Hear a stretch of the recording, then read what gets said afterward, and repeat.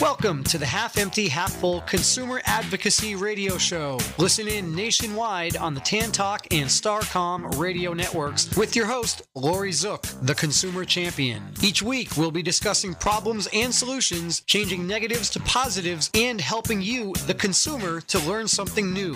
Get smarter faster and avoid scams and fraud. All opinions are that of the host and guests, and all shows are for educational purposes only and not to be construed as legal advice. Here's your host, Laurie Zook. Welcome to the show. My guest today is animal advocate Lisa Spector.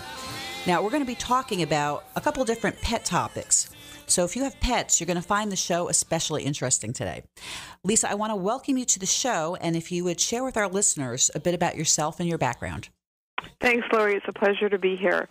My background is trained as a concert pianist, and I've also been a huge dog lover and had dogs my entire life. And my world changed in 2003 when I became a volunteer puppy raiser for Guide Dogs for the Blind. And I'll tell you about this a little bit later, but it led into a new career, which is I create canine sound therapy and now also feline sound therapy that relieves anxiety issues in dogs. Great. Well, I want to start this segment, and the reason I had originally contacted Lisa was I had seen a blog that you had written that involved a petition about Craigslist. You know, Craigslist, just to give people who are listening what's going on with the truth behind what really happens when people sell or home animals on Craigslist. Well, people post. And Craigslist has their little rules. Basically, they state that pet sales, is prohibited, animal parts, stud service. They're allowed to rehome with a small adoption fee. And they also post on their site about free pet ads. So PETA has a posting on there about research on animals.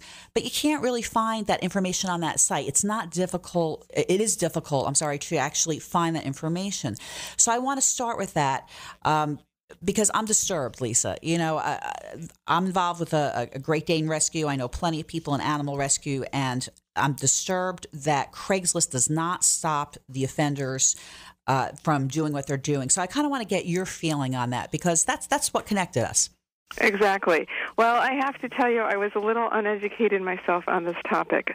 In addition to my work of creating canine and feline sound therapy, I'm a big animal advocate, and I'm a pet blogger for care2.com, which is the largest online community of people making a difference in many topics: healthy and green living, human rights, animal welfare.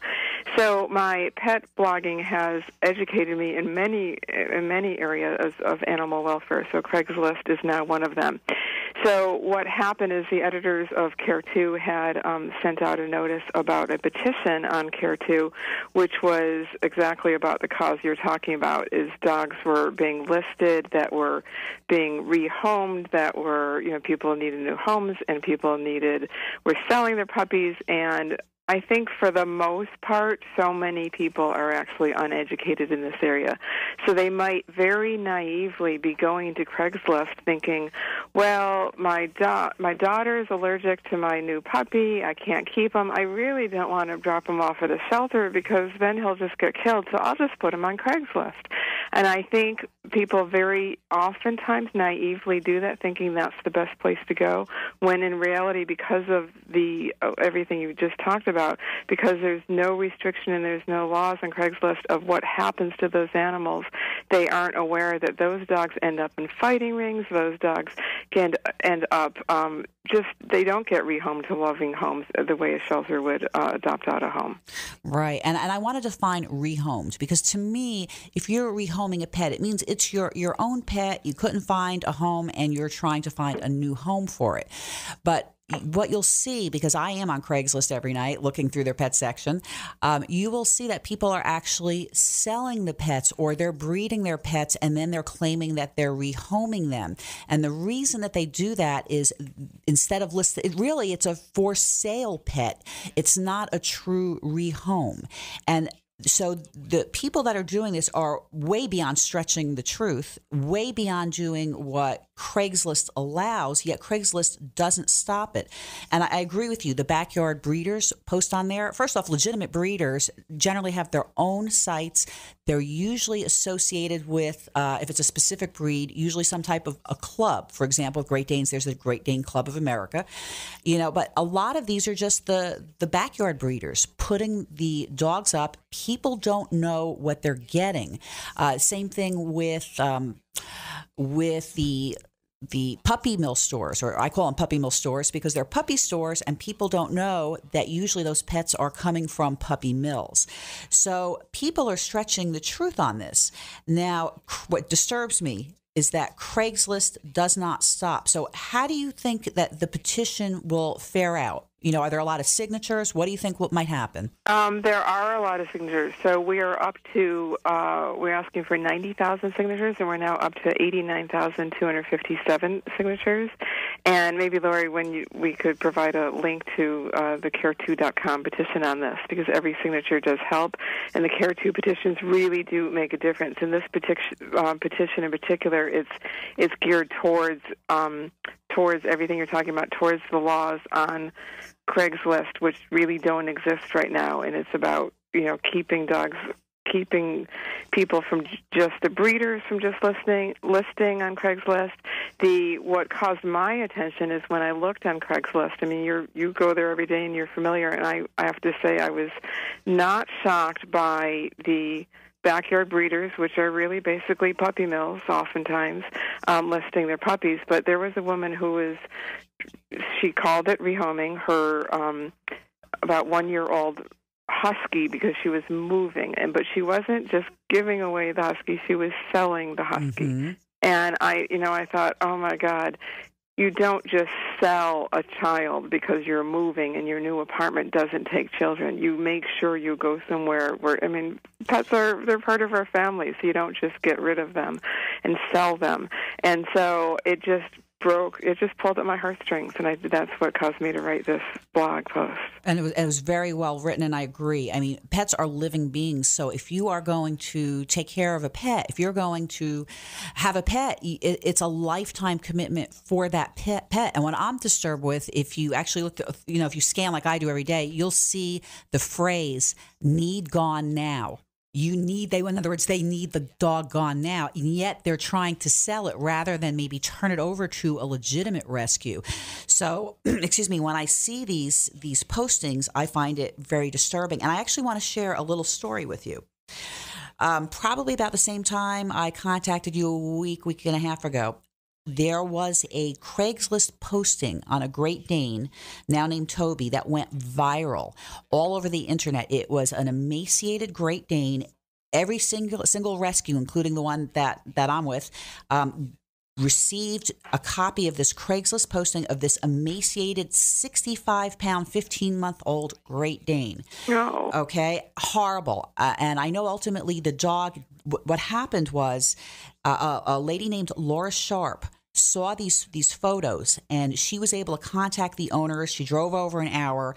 I think they wanted a couple of $100 for the dog. She got them down to about $100, and she actually took the dog with her. Now, she couldn't necessarily, she wasn't able to take care of the dog herself, so she brought the dog to a rescue called A New Start on Life, and they have been posting daily. This dog ended up having to have surgery. It had refused food.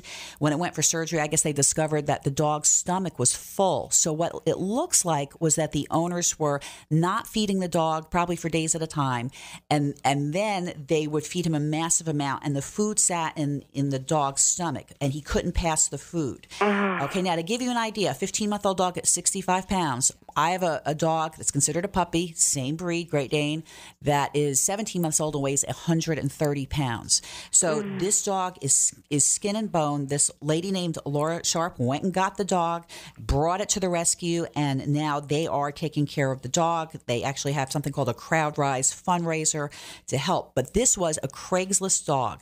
We did find out that the owners, I'm going to say they got about 2,500 emails, texts, and phone calls about this this dog. Now, I don't know if there are going to be criminal charges pressed or anything like that, but there are other stories. And just to give you an idea, there was one not too long ago about someone on Craigslist who picked up those dogs that were advertised for free and ate them.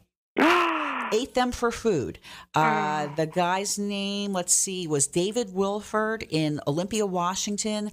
He killed the animals by blunt force trauma and ate them. There was a fellow named Jeffrey Nally Jr. in West Virginia who tortured and killed 29 dogs that he got off of Craigslist. So when I hear these stories, I'm disturbed. And I know that there's a group called the Animal Legal Defense Fund that's a nonprofit, and they help prosecute a lot of these cases. There was another fellow named Jason Brown, another Craigslist dog killer, charged with 5 felony counts of willful torture. So when you're posting your dog on Craigslist for free, you're basically giving it to someone that's going to do something terrible to it.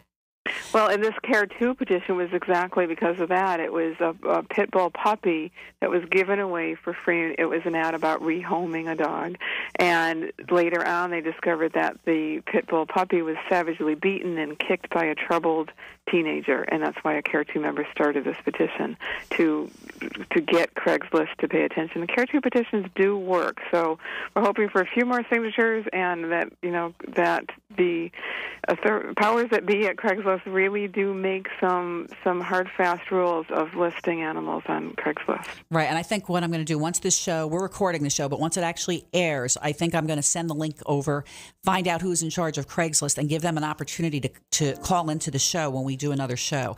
Lisa, I want you to stay with us. We're going to take a quick commercial break, and we'll be back in just a moment. Great.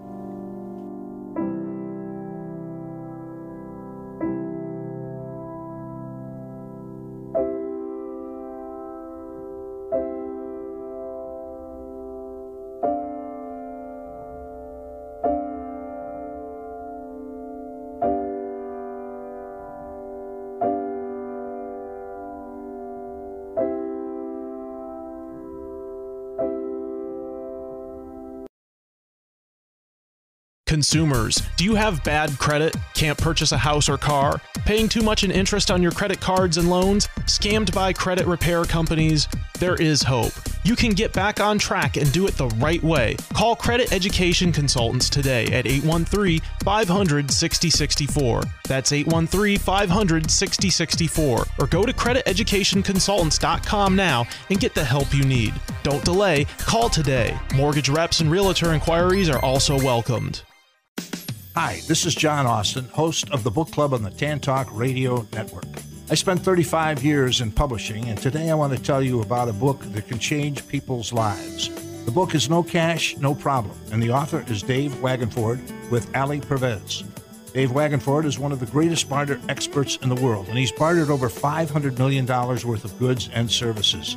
If you want to remodel your house, but the cost is just too high, or maybe there's an automobile that you've dreamed of owning but thought you never could afford. This book will tell you how you can do both of those things, plus hundreds more with little or no cash and without going into hock for the rest of your life. Maybe you're a business owner with a cash flow problem that leads to low or non-existent profits. Read this book and see how you can increase your cash flow and your profits by time-proven techniques. The book again is No Cash, No Problem, and you can buy it now on Amazon for just $7.98 for the ebook edition. Do yourself a big favor and buy it today. Do you suffer from back, neck, or body pain? Do you suffer from migraines or have jaw or face pain? Has conventional medicine failed you? Were you injured or in an accident? Call chiropractic physician Dr. Dan Maddock at 813-935-1664. Dr. Dan has helped thousands of patients gain relief for more than 30 years. Dr. Dan is caring, gentle, and takes his time with each patient. He's also a past president of the International Craniopathic Society, a special certification of only 300 chiropractors worldwide. Dr. Dan helps patients from the neck up and the neck down. Dr. Dan accepts most insurance plans. Don't continue to live in pain. Call 813-935-1664 today. That's 813-935-1664 and get on track to better health.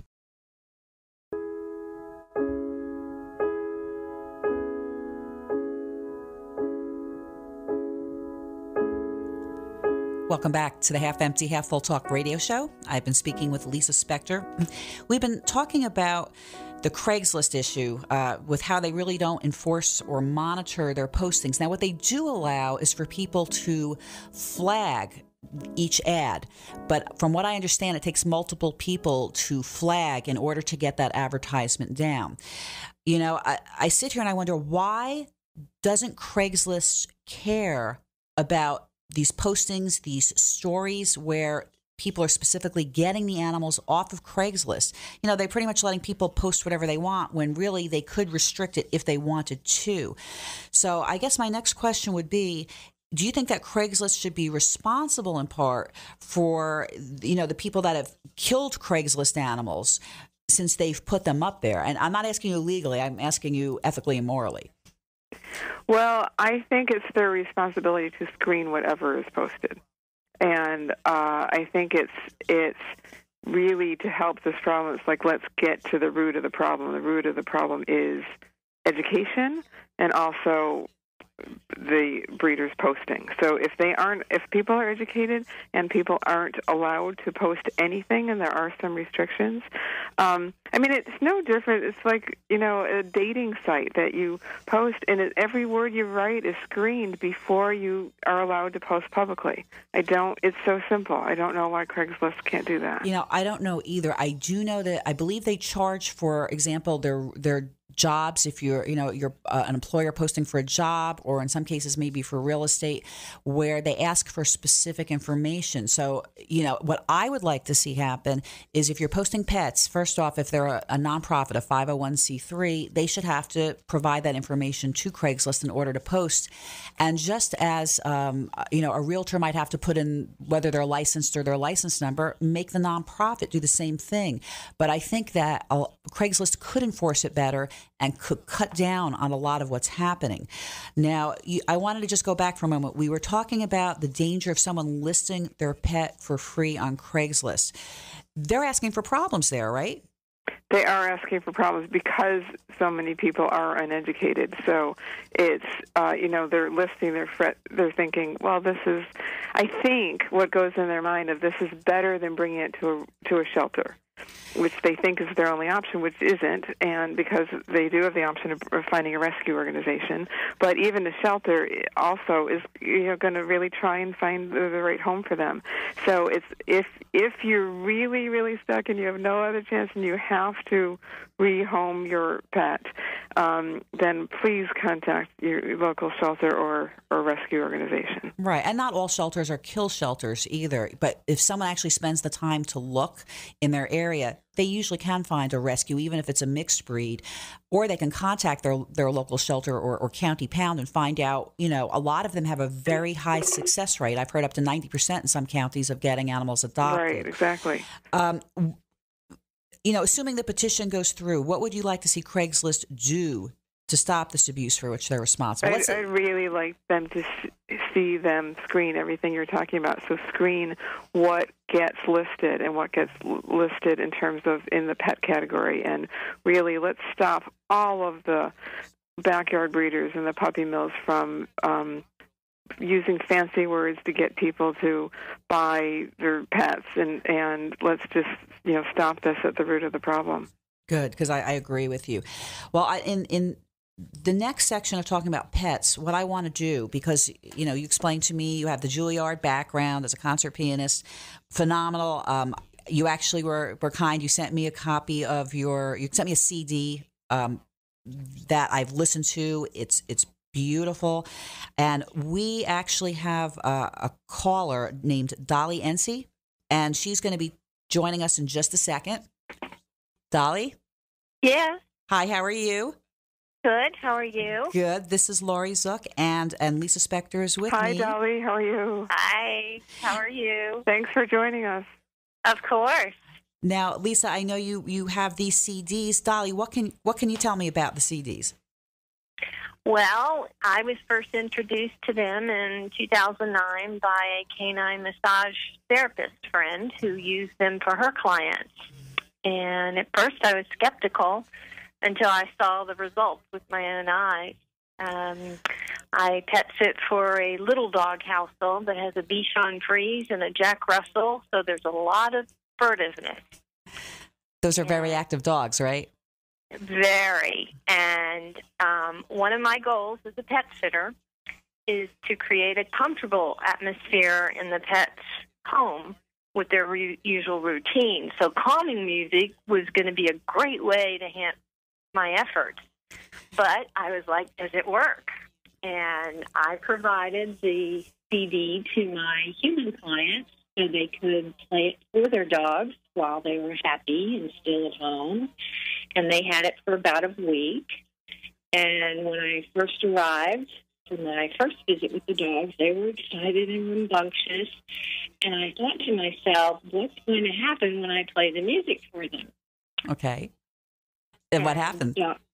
And the dogs slowed down in their game of chase. One whined and kind of shook his head and started to run off to chase the other one. And the other one had already kind of sat down. And with a few minutes, I actually witnessed them both lying down and chilling out.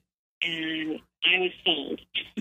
That's great. Now, Lisa, you actually recorded the music. So let me ask you, why did they slow down? Well, there are three reasons. So this is classical music that's been altered because it had already been proven in 2001 by an Irish behaviorist, Deborah Wells, that classical music compared to other kinds of music and compared to a control group with no sound calmed dogs in the shelter environment.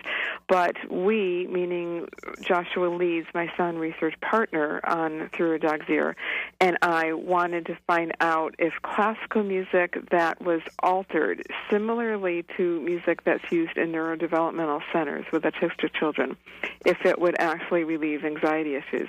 So the classical music, when you say classical, I'm a Juilliard graduate, and classical, I play all sorts of what the general public calls classical, but it could be very calming, or it can be, I could go hear a Mahler symphony for 120-piece orchestra. There's nothing calming about a lively movement from a Mahler symphony, and or it could be the 1812 Overture by Tchaikovsky with cannons coming out of the stereo. Right. So classical music is sometimes calming, but not always. So we take sections of it and we alter it. We slow it down. We simplify the complex parts and make it into simple auditory data, and then we also lower it because lower frequencies calm the canine nervous system. So it's very different than just leaving on the classical music station for your dog. That's better than TV, but this is really the best in terms of if you really want to help dogs with hyperactivity and anxiety issues. Okay, so now, Dolly, that's what you pretty much saw happen once you play the CD. So now, do you know a lot of people, or do you have a lot of clients that use the CDs to calm their animals down?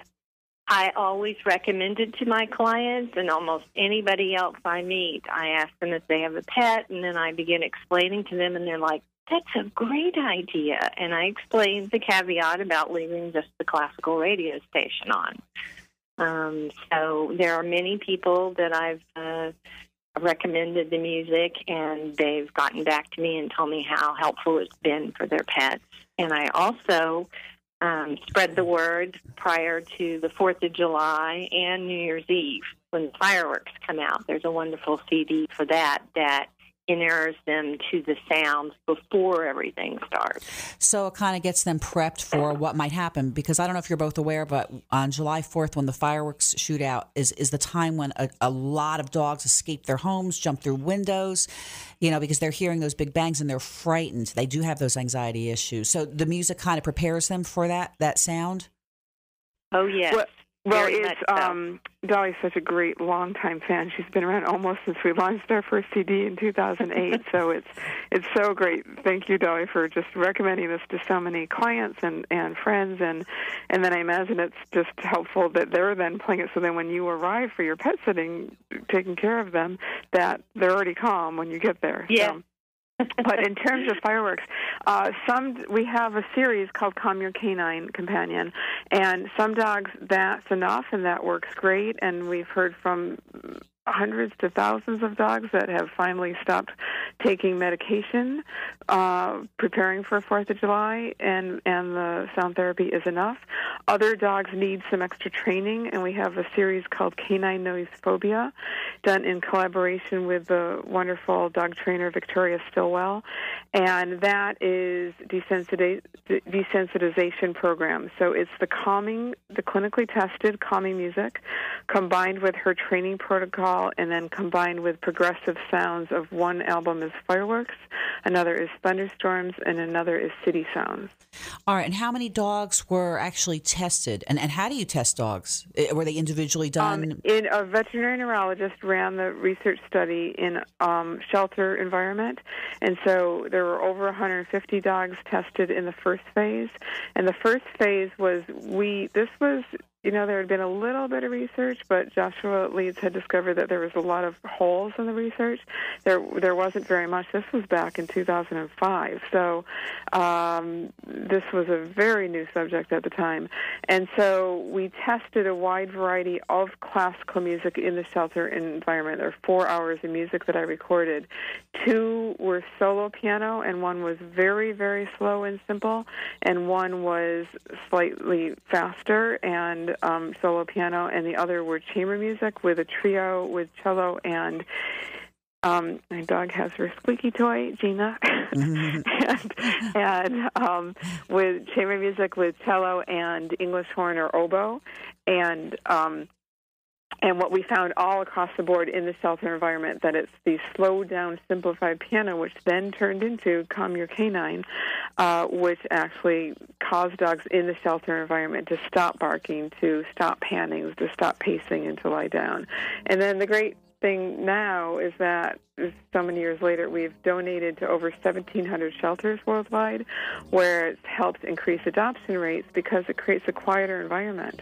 And so not only do the dogs come, but the visitors stay longer. And when the visitors stay longer, adoption rates increase. Wow, that's great. Well, first, Dolly, I want to thank you very much for joining us for the segment. And Lisa, if you'll hang on for just a moment, we're going to go to a quick commercial break. Great. Thank you, Dolly. Thanks. Uh-huh.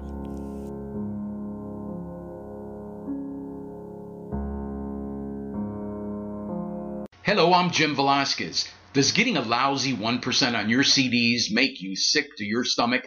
Inflation is hovering at 3%, so what's really happening? Allow me, Jim Velasquez, to send you my free report. If you haven't reviewed your CDs in a while, don't get this report. It will break your heart. If you want to fight back and beat the bank, text RETIRE to 72727 for this free report.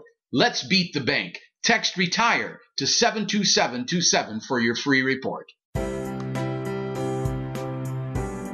Hubble Funeral Home and Crematory, close to you when you need the most. Hubble Funeral Home and Crematory is conveniently located off West Bay Drive in Bel Air and is accessible to individuals with any physical challenges. Hubble Funeral Home and Crematory has taken great care to provide surroundings of peace and comfort and is proud to offer formal chapel seating for 80 to 120 guests, a separate repose room with living room furnishings for a relaxed, more intimate service, a private clergy room, 2 comfortable arrangement rooms, a state-of-the-art music system, and ample parking. Hubble Funeral Home and Crematory invites you to stop by and tour their facility at any time at 499 North Indian Rocks Road in Bel Air Bluffs. And please feel free to call anytime. 727-584-7671. Hubble Funeral Home and Crematory. Simply compassionate. Find them online at hubblefuneralhome.com.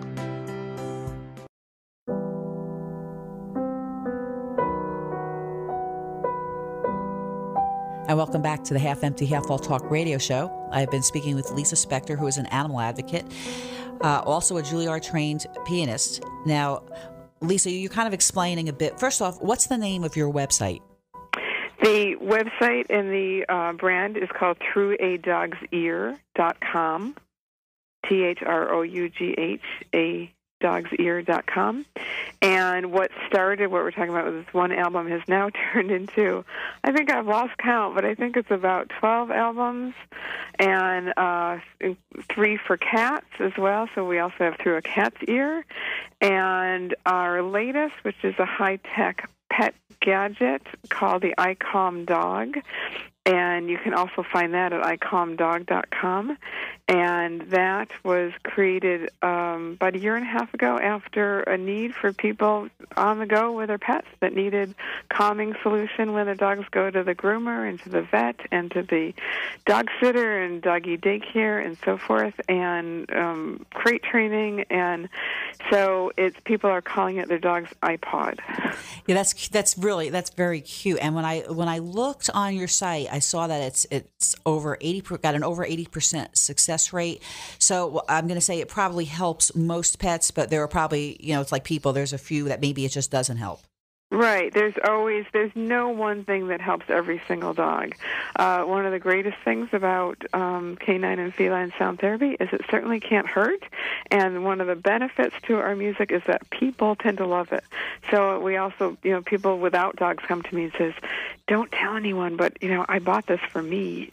Well, don't laugh. When I got the CD that you sent me, I received it yesterday. I listened to it yesterday and today while I was driving, which I don't know if that was a wise idea, but I'm a high-strung person and, very type A, and I found it so relaxing that after about 20 minutes, I actually had to turn it off because I was afraid I might fall asleep while I was driving in the car. Right. We actually suggest people don't play it while they're driving because it does tend to make people sleepy, and that's one of the benefits of if you also have a dog who's has anxiety in the car. Of the iCalm dog, it can be placed closer to the dog, but our second album we ever came out with was actually Driving Edition, which is designed for driver alert music relax. So I'll send you that one, Laurie. Okay.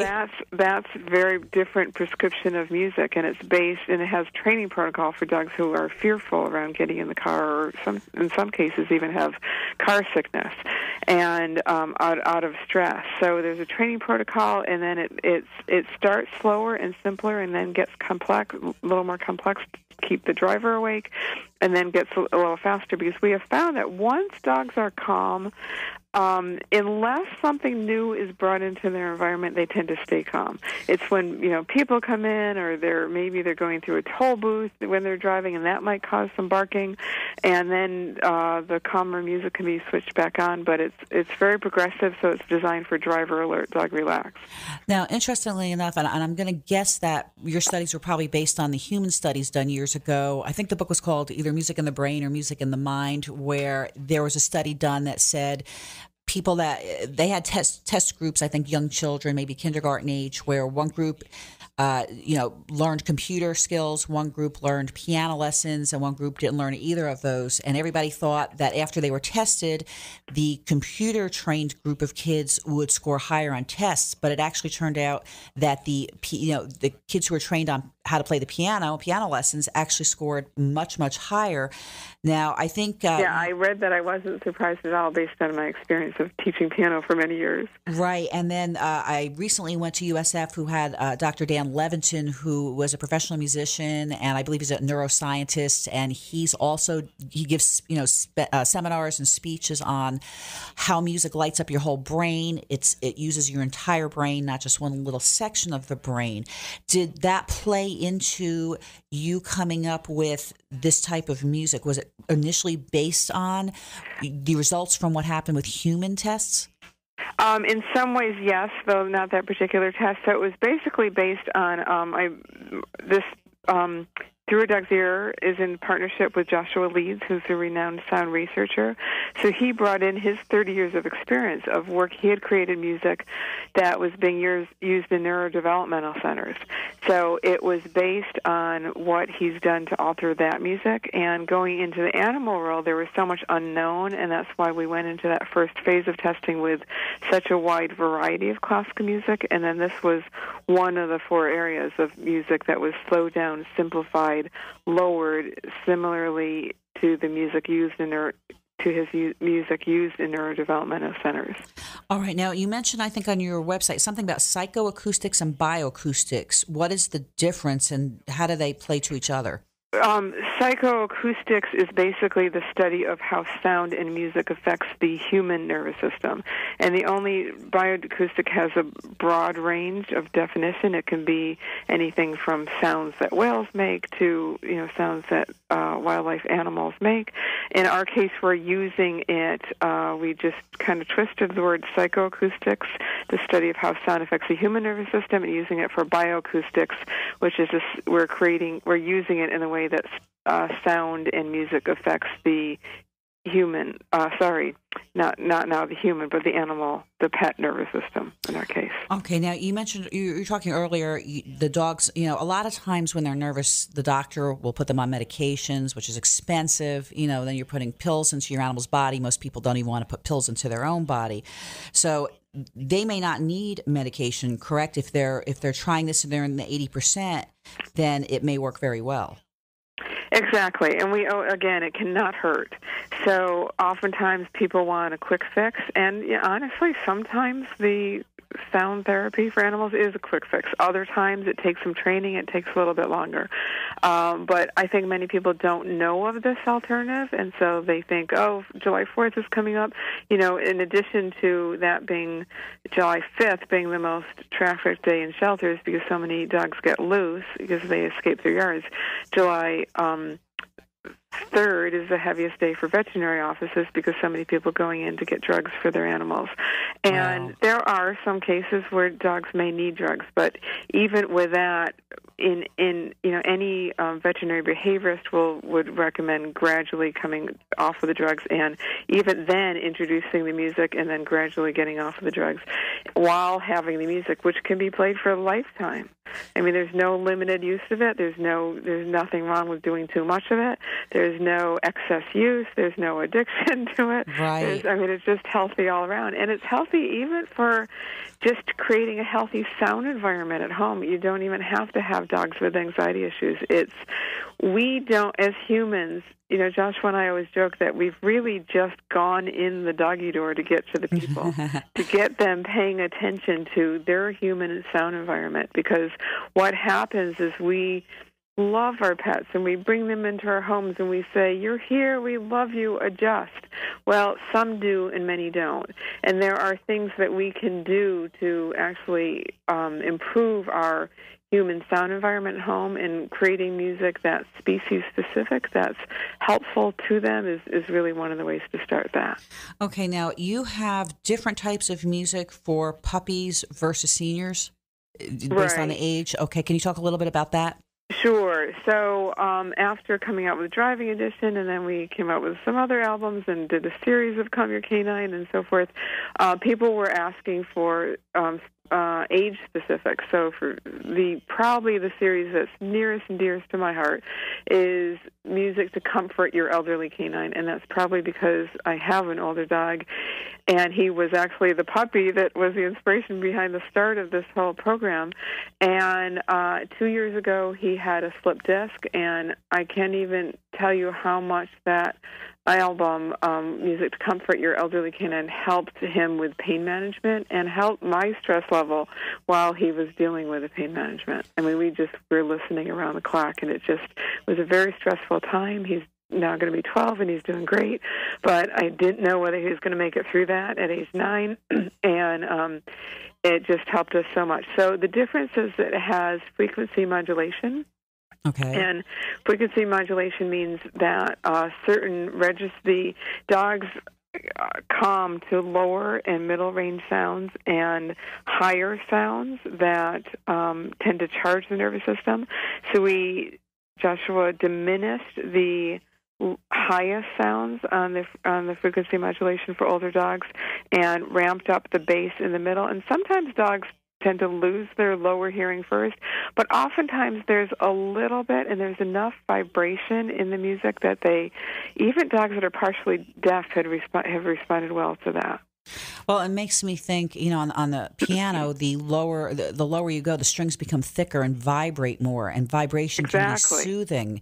And I guess they may feel that from the music, correct? Exactly. And then particularly we also have that in a microcard for the ICOM dog.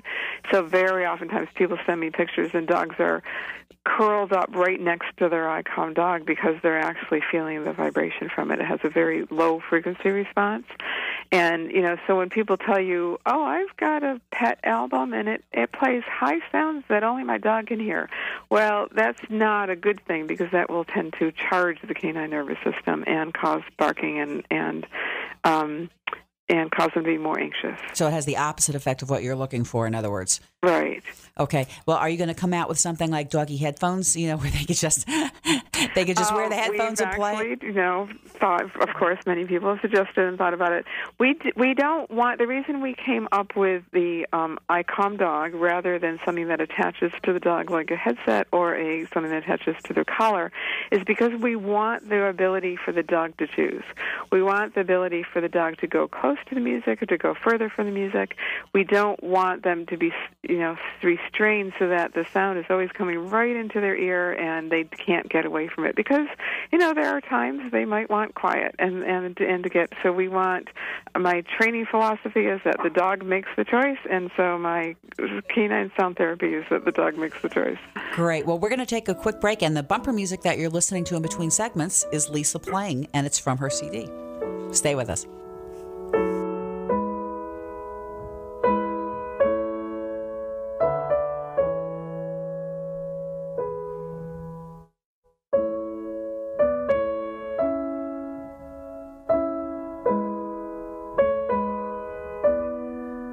Consumers, do you have bad credit? Can't purchase a house or car? Paying too much in interest on your credit cards and loans? Scammed by credit repair companies? There is hope. You can get back on track and do it the right way. Call Credit Education Consultants today at 813-500-6064. That's 813-500-6064. Or go to crediteducationconsultants.com now and get the help you need. Don't delay. Call today. Mortgage reps and realtor inquiries are also welcomed.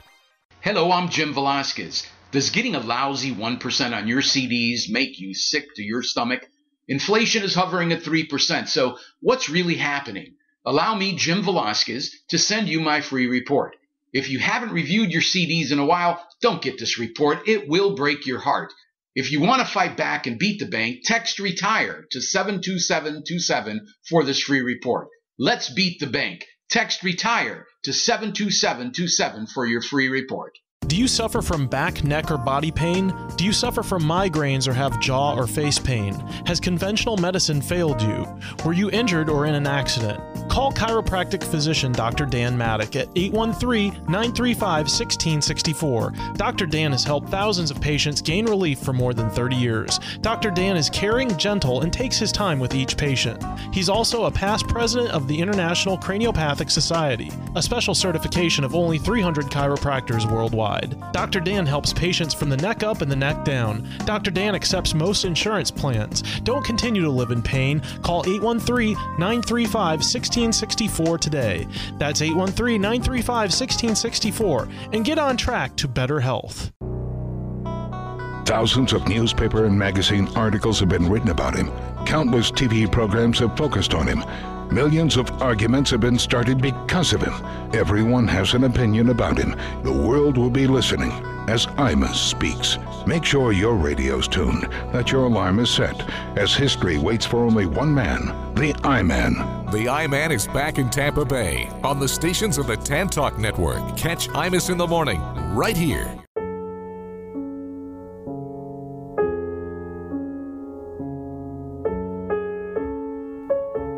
Welcome back to the Half Empty, Half Full Talk radio show.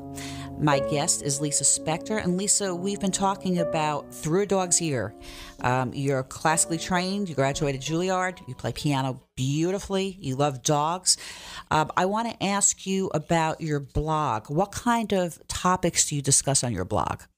Well, I have two different blogs. So my one that we were talking about earlier for care2.com is anything from animal welfare issues to pet training issues to even sometimes writing about wildlife and animal events going on, and it's very educationally based. And anyone who's interested in pets and training and animal welfare, they can find me at Care2, which is CARE, and then the number 2.com, and then just put in Lisa Spector in the search. And particularly people want to sign this petition. It's called Craigslist, Help Stop Animal Abuse. So when you come up with my blog, which is care2.com/green living /author /Lisa S, and then you'll see it'll have a whole list of my blogs. And this week I wrote on our pets who live with the homeless people at a disadvantage. So it's whatever I'm experiencing in life. I'm around dogs and pets and animals all the time. Great. Now, you also offer a shelter program with your CDs. Tell me a bit about how many shelters actually use your music. What do they think about it? Great. So also on our site, throughadogs'ear.com, you can also find my blog on there, which is a little bit of different topic. I tend to go into more about canine sound therapy on there and also pet training, and you'll see my adorable Labradors, Sanchez and Gina, on there. And then on the same site, if you click on shelter, we have a shelter program which I run, and we have donated to over 1,700 shelters worldwide. So that means our music is playing for the dogs in the shelter environment. In some cases, the CDs have also gone home with the adopters, so it's almost like the dogs are bringing home a security blanket from their home they've been living in the shelter, or rescue. It's also for rescue organizations, and then it goes to their forever home. And so it's helping the dogs calm down, stop barking. One of the loveliest stories is a dog who'd been in a shelter in Ohio for over a year and was just so hyperactive, and the shelter manager actually raised funds to put in a speaker system, and this dog within a week after that calmed down so much, got adopted out, is in his forever home, and it just totally warms my heart. Wow. So because the music calms the dogs down, I mean, a shelter has got to be a crazy place. I've been to them. There's dogs all over. One starts barking. All the other dogs in the place start barking. So if they're calmer, I guess then the perception when people come in to view the different dogs is that they are calmer. They're not so hyper, correct? Right. I mean, newer shelters with good funding, I mean, the newer shelters are amazingly quiet these days, but some of them, in different parts of the country, some of them are exactly one dog starts barking, they all start barking. That man, the shelter manager, is just talking about Ohio. He's so grateful because finally he can actually carry on phone conversations, which he never used to be able to do in his office. And so it tends to, and it's not that the dogs hear the music and they'll never bark again. They're dogs, they bark. We want them to bark. That's part of how they're vocal and they express themselves. But doesn't tend to be a reactive bark that keeps going on and on. It's a minimal bark. It alerts us something's new in the environment, and then they settle down very quickly. Gotcha. Now, what can people do to create a healthier sound environment for their pets at home? So this is one of my favorite questions, okay. And we suggest, there's actually a book called Through a Dog's Ear as well, and in that book we actually suggest that people take a sonic inventory. And a sonic inventory means getting aware of the sounds in your environment. So sit down in your household and take a pen and paper and sit on your sofa for 30 minutes and just observe all the sounds you hear. What are the sounds outside? What are the sounds inside? Are there beeps going off? Is the refrigerator humming? Is the water heater going? Things that you normally don't listen for. And just become aware of those, because our dogs hear so much greater than we do.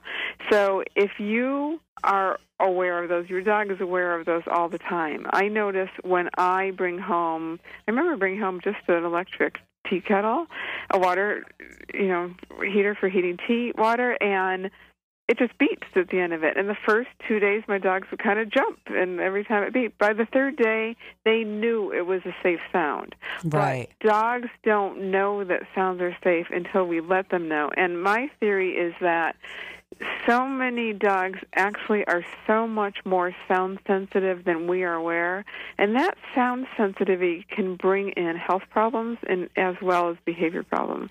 And so if we can create a more pleasant environment at home, make sure you never have two sound sources going on at the same time. There's not a TV in one room with a radio in another and the dog's in the middle. It can drive dogs crazy. It drives me crazy.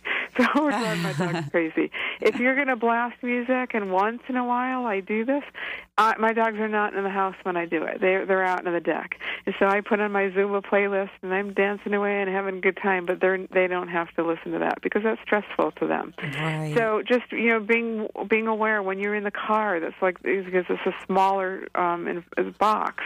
So it's even, and your dogs are with you, they're even more susceptible to the sounds. So just being aware of the sounds that you can maybe lower the sound of the refrigerator humming, and being careful to the volume that you play music at, and play species-specific music that's really for them as well. Okay, now, is recording and performing for dogs something that you've always wanted to do?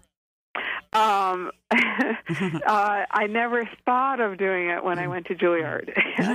And I wasn't even that much of a dog lover. I was really new in this area then. And so not then, but I wanted a big concert career and playing for people all over the world, and I've done a fair share of that.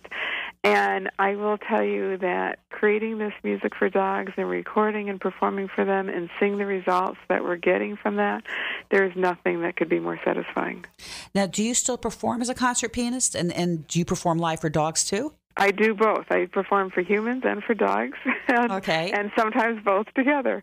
So one of my favorite things to do is do classical canine concerts where people get to actually dress up. They don't have to wear their dog clothes. They actually get to dress up and come to my concerts with their dogs, and I educate people about their sound environment and tell them a little about the music and the dogs. Even when it's been packed and dogs are way too close to each other, which they really shouldn't be, they calm down. As long as the challenge for me is I ask everyone for no applause, because once they start clapping, then the dogs get stimulated and then they get up. But if there's no applause and I can get into the through a dog's ear music right away, before I go into my concert repertoire, the dogs snooze through it. Okay, so now when you play for both the people and the dogs, do you slow the songs down like you do on your CD, or are you doing them at normal speed? First. So I do for the first part of the concert, but if I kept the whole concert that way, the human audience would be snoozing along with the dogs. So I do that just until the dogs are settled. And once they're settled, then I gradually and progressively get more complex and get faster, and then I can go into my concert repertoire. And again, if no one new comes into the room and no new sounds or sights are introduced, no new stimuli, then the dogs tend to stay calm. And then finally at the end I say, okay, you can applaud, because you got to wake your dogs anyhow. I'd love to see a video of that. That would just have to be like a lot of fun. Well, I'm actually going to start doing that from my living room. I'm going to start live streaming some concerts. So, it'll be on my website pretty soon. Okay. What kind of dogs do you have at home? I have Labradors that I used to be a volunteer puppy raiser for Guide Dogs for the Blind out here in California. So both of my dogs are career change dogs. My older one, Sanchez, was my puppy that I raised. He was born in 2003, and he was career changed, so he got to be my pet. But he's had quite a career of agility and freestyle, and he was an actor at one point, and he was a mascot at my music school when I owned it. And Gina, I did not know as a puppy. She was a very high drive dog, which is unusual for guide dogs, and it was highly recommended that she go to an agility home, or at least a home that would do sports with her, canine sports. And I'm very actively involved in agility. So she's my agility star, and she's just a blast. So you combine the two things that you love best into one thing. Yeah. I think that's amazing. Next 30 seconds, anything you want to say to our listeners? Thank you for listening. And just the main message is, Through a Dog's Ear really is about educating people in how to create a healthy sound environment for themselves and for their pets, and how the little things you do with your sound can really make a difference. Right, and you do it for dogs and cats. And cats, yes. Excellent. I want to thank you very much for joining me today. Let me have you give out your contact information in case somebody wants to contact you. Okay. You can find us on our website, throughadogs'ear.com. All the social media links are there. We have a very active Facebook page, Twitter, Pinterest, and Instagram and all that. And my email is lisa@throughadogs'ear.com.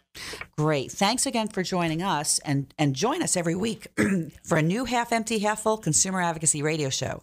Learn something new every week and get smarter faster. Be safe.